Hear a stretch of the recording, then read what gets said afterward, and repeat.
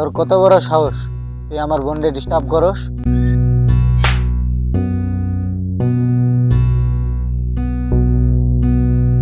তোর বোনরে ডিস্টার্ব করি না, ভালো লাগে তাই প্রেমের অফার দিয়েছে।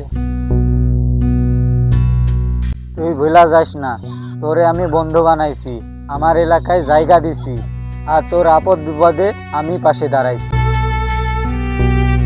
তোর এলাকা হয়েছে তো কি হয়েছে, মারবি, ফালাইতে পারবি না।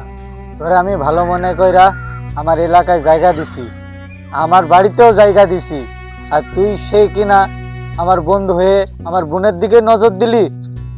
তোরে একটা সম্মান দিয়ে কথা কই, তুই আমার এলাকায় থেকে যা যা। যাব না, তুই কি করবি? এই বেটা, এই বেটা, কি করবো মানে? তোর যদি এখন মারি, তোর কোন বাপ আছে ঢাকাইনের?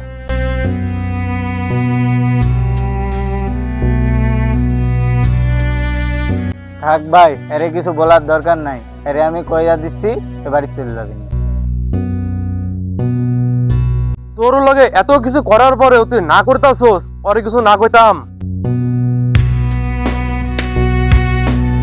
এই তো চরম লেভেলের বেয়াদব পোলা, তোর লগে বেড়াই বইলা আজ পর্যন্ত কিন্তু আমি কিছু কই নাই। আরে